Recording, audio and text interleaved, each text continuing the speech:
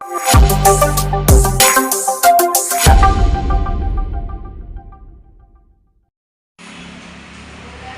Mass മോട്ടോഴ്സിൽ നിന്നാണ് Honda active വണ്ടി general സർവീസായിട്ട് കയറ്റിയിട്ടുണ്ട്. സർവീസിൻ്റെ ഭാഗമായിട്ട് നമ്മൾ അതിൻ്റെ ബാക്ക് ബ്രേക്ക് ലൈനറൊക്കെ നമ്മൾ ചെക്ക് ചെയ്യാൻ വേണ്ടി അയച്ചിട്ടുണ്ടോ.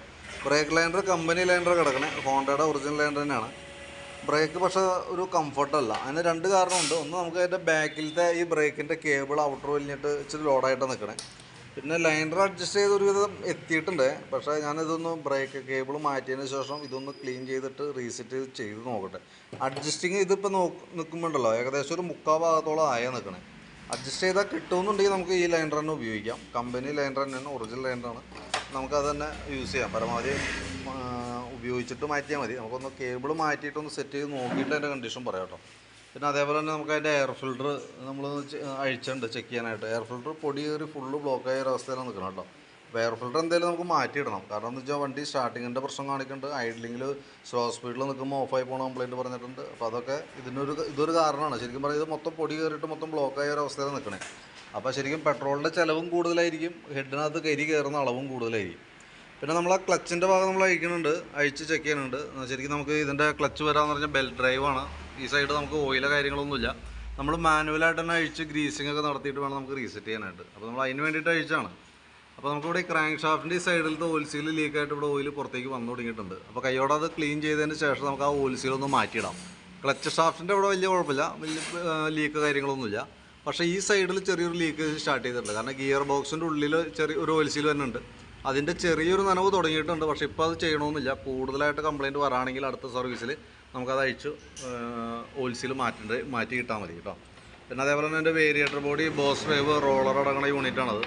അതിൻ്റെ തേമാനമൊക്കെ നോക്കുമ്പോൾ നോർമൽ സാധാരണ രീതിയിലുള്ള തേമാനമൊക്കെ ഉള്ളൂ. കംപ്ലയിൻറ്റ് എന്ന് പറയാനൊന്നുമില്ല. ബെൻഡെക്സിൻ്റെ വർക്കിംഗ് നമ്മൾ ചെക്ക് ചെയ്തു. ബെൻഡെക്സ് കുഴപ്പമൊന്നുമില്ല, വർക്കിംഗ് ഓക്കെയാണ്. പിന്നെ അതേപോലെ തന്നെ ക്ലച്ച് ഷൂ അടങ്ങുന്ന യൂണിറ്റാണത്. CVT ക്ലച്ചിൻ്റെ മെയിൻ ഒരു പാർട്ടാണത്. അപ്പോൾ അതിൻ്റെ പെർഫോമൻസ് നമ്മൾ ചെക്ക് ചെയ്തു. വർക്കിംഗ് ഒക്കെ ഓക്കെയാണ്, വേറെ പ്രശ്നങ്ങളൊന്നുമില്ല. ക്ലച്ച് ഔട്ടർ യൂണിറ്റ് നമുക്ക് സാൻഡ് പേപ്പറൊക്കെ ഇട്ടൊന്ന് ക്ലീൻ ചെയ്ത് കയറ്റിയാൽ മതി. അതാ ശരിക്കും പറഞ്ഞാൽ ഈ ക്ലച്ച് ഷൂ ഡ്രമ്മിൽ വന്നിങ്ങനെ ഈ രീതിയിൽ പിടിക്കാം. അപ്പോൾ അങ്ങനെ വർക്ക് ചെയ്ത് ചെറുതായിട്ടൊരു സ്മൂത്ത്നെസ് പോലെ വന്നിട്ടുണ്ട്. അപ്പോൾ അതൊന്ന് ക്ലീൻ ചെയ്യാം, വാട്ടർ പേപ്പർ ഇട്ടൊന്ന് റഫാക്കിയിട്ട് കയറ്റിയിടാം. പിന്നെ അതേപോലെ തന്നെ കിക്കർ വീലൊക്കെ ഒന്ന് അഴിച്ച് ഗ്രീസ് ചെയ്ത് തരുന്നുണ്ട്. ഈ ക്ലച്ച് കവറിൻ്റെ ഉള്ളിലും ഇതിൻ്റെ ഉള്ളിലൊക്കെ അത്യാവശ്യം നല്ല രീതിയിൽ തന്നെ പൊടി കാര്യങ്ങളൊക്കെ ഉണ്ടാകും. ഒന്ന് ക്ലീൻ ചെയ്ത് റീസെറ്റാക്കി എടുക്കാം നമുക്ക്. പിന്നെ ഈ ഭാഗത്തേക്ക് വരുമ്പോഴത്തേക്കും എഞ്ചിൻ ഹെഡിൻ്റെ അവിടെ ലീക്കേജ് തുടങ്ങിയിട്ടുണ്ട്. ഹെഡിൻ്റെ ഓയിൽ ലീക്കാണ് ഈ കാണണേ. അത് നമ്മൾ അഴിച്ചായിട്ട് ഗ്യാസ്കറ്റൊക്കെ ഒന്ന് മാറ്റിയിട്ട് റീസെറ്റ് ചെയ്തിടാം. കാരണം എന്താ വെച്ചാൽ ഈ കവറിങ്ങിൻ്റെ ഉള്ളിലായതുണ്ട്. മറ്റേ ബോഡി പത്ത് കവറാണല്ലോ. കവറിങ് ആയതുകൊണ്ട് തന്നെ നമുക്ക് അതിൻ്റെ ഉള്ളിൽ ലീക്ക് കൂടുതലായിട്ട് വന്നു കഴിഞ്ഞാൽ നമുക്ക് അറിയാൻ പറ്റില്ല. ഇപ്പോൾ തന്നെ അത്യാവശ്യം ഉണ്ട്. അപ്പോൾ ആ കൈയോടെ തന്നെ അഴിച്ച് നമുക്കത് മാറ്റി റീസെറ്റ് ചെയ്തിടാം. പിന്നെ കാർബേറ്റർ യൂണിറ്റ് നമ്മൾ ഫുള്ളായിട്ടൊന്ന് അഴിച്ചിട്ടുണ്ട്. കാർബേറ്ററിൻ്റെ അവസ്ഥ ഇതാണ്. അത്യാവശ്യം അഴുക്ക് കാര്യങ്ങളൊക്കെ ഉണ്ട്. അത് നമ്മൾ അഴിച്ച് ചെക്ക് ചെയ്യുമ്പോൾ അതിൻ്റെ സ്ലോ ജെറ്റൊക്കെ അത്യാവശ്യം ബ്ലോക്ക് വന്നിട്ടുണ്ട് കേട്ടോ ഈ സൈഡ്.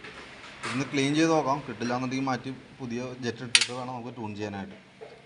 പറയാൻ കാരണം വെച്ചാൽ വണ്ടി സ്ലോ സ്പീഡിലൊക്കെ ഓഫായി പോകണ കംപ്ലയിൻ്റ് ഉണ്ട്. സ്റ്റാർട്ടിങ് ആയി കിട്ടാൻ ചില നേരത്തെ ബുദ്ധിമുട്ട് പോലെ കാണിക്കുന്നുണ്ട്. അപ്പോൾ അതൊക്കെയാണ് അതിൻ്റെ അഴിക്കാനുള്ളൊരു കാരണം കേട്ടോ. ഇത് നമുക്ക് ജനറൽ സർവീസിൽ വന്ന വർക്കല്ല, ഇത് നമുക്ക് അഡീഷണൽ വന്നാണ്. പക്ഷേ ഓൾറെഡി സ്ലോ സ്പീഡിൽ ഓഫായി പോകണ കംപ്ലയിൻ്റൊക്കെ നമുക്ക് ജോബ് കാർഡിൽ രജിസ്റ്റർ ചെയ്തിട്ടുണ്ട്. അപ്പോൾ അത് നമുക്ക് ക്ലിയർ ചെയ്യണമെങ്കിൽ കാർബേറ്റർ അടക്കം നമുക്ക് അഴിച്ചാലാണ് അത് റെഡിയാക്കാൻ പറ്റുള്ളൂ. തന്നെയല്ല നമുക്ക് അതിൻ്റെ എയർ ഫിൽറ്ററിൻ്റെ അവസ്ഥ ഞാൻ കാണിച്ചു തന്നിരുന്നു. ഇത്രയും ബ്ലോക്കാണ്. ആ ബ്ലോക്ക് വരുമ്പോൾ സ്വാഭാവികമായിട്ടും അതിന് ആ ഫിൽറ്ററിനകത്ത് ഫിൽറ്ററിങ് നടക്കാതെ പൊടി അതിൻ്റെ ഉള്ളിലേക്ക് കയറി വരും. അപ്പോൾ അതും ക്ലീൻ ചെയ്യാനായിട്ട് അതും ഒരു കാരണമാണ് അഴിച്ച് ക്ലീൻ ചെയ്യേണ്ടതിന്. അപ്പോൾ അതും കൂടി കൂട്ടത്തേക്ക് നമ്മൾ ചെയ്ത് വിടണമുണ്ട് കേട്ടോ. പിന്നെ ഫ്രണ്ടിലേക്ക് വരുമ്പോഴത്തേക്കും ഫ്രണ്ട് കുഷൻ, അതായത് ഷോക്കിൻ്റെ ഈ ബുഷ് ഓവലായി പോയിട്ടുണ്ട്. അപ്പോൾ അതൊന്ന് മാറ്റിയിടാം. രണ്ട് സൈഡിലും കംപ്ലയിൻറ്റാണ്. അപ്പോൾ അത് മാറ്റിയിടാം. ലിങ്കിൻ്റെ ബുഷൊക്കെ ഒന്ന് അഴിച്ച് ഗ്രീസ് ചെയ്താൽ മതി. അത് വേറെ കംപ്ലയിൻ്റ് ഇല്ല. അതേപോലെ തന്നെ ബ്രേക്ക് ലൈനറൊക്കെ ഫ്രണ്ട് ഉപയോഗിക്കാനുണ്ട്. അപ്പോൾ ഒന്ന് ക്യാമൊക്കെ ഒന്ന് അഴിച്ച് ഗ്രീസ് ചെയ്തിട്ട് ക്ലീൻ ചെയ്തിടാം. ബാറ്ററി ഞാനൊന്ന് ചെക്ക് ചെയ്ത് നോക്കണുണ്ട്. ഇതിപ്പോൾ ഇരിക്കുന്നത് എക്സൈഡിൻ്റെ ബാറ്ററിയാണ്. അപ്പോൾ ഞാൻ അതിൻ്റെ വോൾട്ട് കാര്യങ്ങളൊക്കെ ഒന്ന് നോക്കണുണ്ട്. വോൾട്ട് നോക്കുമ്പോൾ 12.76 റേഞ്ചിൽ വോൾട്ട് വരുന്നുണ്ട്. അപ്പോൾ ബാറ്ററി നമ്മൾ ടെസ്റ്റിലേക്ക് കൊടുത്തിട്ടുണ്ട്. ടെസ്റ്റിലേക്ക് കൊടുക്കുമ്പോൾ ഇവിടെ ഓൾറെഡി കംപ്ലയിൻ്റ് ആയിട്ട് കാണിക്കാം. പക്ഷേ നമുക്ക് സെൽഫൊക്കെ ഇപ്പോൾ വർക്ക് ചെയ്യുന്നുണ്ട്. പക്ഷേ എപ്പോൾ വേണമെങ്കിലും സെൽഫിൻ്റെ കംപ്ലയിൻറ്റ് കാണിക്കാം. കാരണം ഇങ്ങനെ ഈ ഓൾറെഡി നമ്മൾ ചെക്ക് ചെയ്യുമ്പോൾ കംപ്ലയിൻറ്റ് കാണിക്കുന്ന വണ്ടികൾ ചിലത് പെട്ടെന്ന് തൊട്ടടുത്ത ദിവസങ്ങളിൽ തന്നെ പ്രോബ്ലംസ് ആയിട്ട് വരാറുണ്ട്.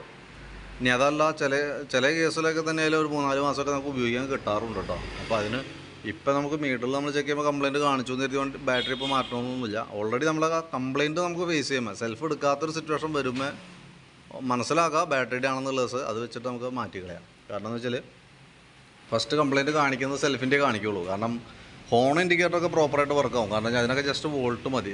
മോട്ടോർ വർക്ക് ചെയ്യണമെങ്കിൽ കറക്റ്റ് ആംബിയർ മാച്ച് ചെയ്താൽ മാത്രമാണ്, ആംബിയർ വേണം, എന്നാലാണ് മോട്ടോർ വർക്ക് ചെയ്യുക. അല്ലെങ്കിൽ അതിൻ്റേതായിട്ടുള്ളൊരു വലിച്ചിലൊക്കെ കാണിക്കും. പിന്നെ ഹാൻഡിൽ തിരിയണ സമയത്ത് ലൈറ്റ് മറ്റേ ഇൻഡിക്കേറ്ററൊക്കെ കട്ടായി പോകുന്ന കംപ്ലൈൻറ്റ് പറഞ്ഞിട്ടുണ്ട്. അത് നോക്കുമ്പോൾ ഇതിൻ്റെ വയറിംഗ് ഉണ്ടല്ലോ, ഈ സൈഡൊക്കെ പൊട്ടിയിരിക്കാതുണ്ട്, ഈ ഭാഗത്തൊക്കെ പൊട്ടിയിട്ടുണ്ട്. അതേപോലെ തന്നെ വയറിങ്ങിൻ്റെ പഴക്കം കൊണ്ട് വന്ന കേസുകളുണ്ട്. ഇവിടെ കുറേ ഭാഗങ്ങളിലൊക്കെ പൊട്ടലും ഇഴപ്പിക്കലൊക്കെ ഉണ്ട്, ഈ സൈഡൊക്കെ ഉണ്ടോ. അപ്പോൾ അത് മാക്സിമം നോക്കിയിട്ട് ഒരു ഇതും ക്ലിയർ ആക്കി ഇടാം നമുക്ക്.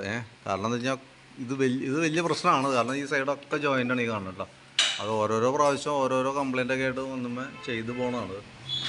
ഇത് തൽക്കാലം ക്ലിയർ ചെയ്തിടാം. അതിനുശേഷം ഇടയ്ക്ക് എപ്പോഴെങ്കിലും പറ്റുമെന്നുണ്ടെങ്കിൽ ആ വയറിംഗ് കിറ്റ് ഉണ്ടല്ലോ, ഫുൾ കിറ്റ് മേടിച്ച് വയറിംഗ് ഹാർഡ്നസ് മേടിച്ച് ഫുള്ള് മാറ്റി കളയുകയാണെങ്കിൽ അതാണ് ഏറ്റവും സേഫ് കേട്ടോ. ഇത് എവിടെയെങ്കിലുമൊക്കെ ഷോർട്ടായി കഴിഞ്ഞാൽ ഫയർ ആവാനൊക്കെയുള്ള സാധ്യത കൂടുതലുണ്ട്. ബാറ്ററി ഇപ്പോൾ ശരിക്കും പറഞ്ഞു കഴിഞ്ഞാൽ 5 ആമ്പിയർ ബാറ്ററി 4 ആമ്പിയർ ബാറ്ററി ആണെങ്കിൽ പോലും ഈ വളരെ ഗേജ് കുറഞ്ഞ വയറുകളാണ് ഇതിനകത്ത് തന്നെ. അപ്പം അങ്ങനെ ഒരു പോസിബിലിറ്റി കിടക്കുന്നുണ്ട്, ശ്രദ്ധിച്ചേക്കാം. കൂടുതൽ പ്രശ്നമാവണേക്കാളും ഇപ്പോൾ വയറിംഗ് കിറ്റ് മാറ്റിയിടാണെങ്കിൽ അതാണ് ഏറ്റവും ബെറ്റർ കേട്ടോ. പിന്നെ അതേപോലെ തന്നെ സ്പാർക്ക് പ്ലഗ് ഇതുമ്പോൾ കിടക്കുന്നത് പുതിയതാണ്. അപ്പോൾ അതൊന്ന് ക്ലീൻ ചെയ്ത് കയറ്റിയാൽ മതി, വേറെ കുഴപ്പമൊന്നുമില്ല. എഞ്ചിൻ ഓയിൽ നമ്മൾ ചെക്ക് ചെയ്തിരുന്നു, നല്ല ഓയിലാണ് ഇതിനകത്ത് കിടക്കുന്നത്. ലെവലൊക്കെ ഒരല്പം ലെവൽ കുറവുണ്ട്, അത് മാത്രം ഒന്ന് ടോപ്പ് അപ്പ് ചെയ്താലും മതി, മാറണമെന്നില്ല. ശരിക്കും പറഞ്ഞു കഴിഞ്ഞാൽ 3000 കിലോമീറ്ററാണ് ശരി ഓയിൽ മാറേണ്ട ഒരു കാലാവധി കേട്ടോ. അപ്പോൾ കിലോമീറ്റർ അത്ര ആയിട്ടുണ്ടെന്നുണ്ടെങ്കിൽ കളർ നോക്കണ്ട, മാറ്റി കളഞ്ഞേക്കണം. കാരണം എന്താ വെച്ചാൽ 100% കളർ നോക്കിയിട്ട് നമുക്ക് ഓയിൽ മാറ്റാറായിട്ടുണ്ടോ ചെയ്യാനൊന്നും പറയാൻ പറ്റില്ല.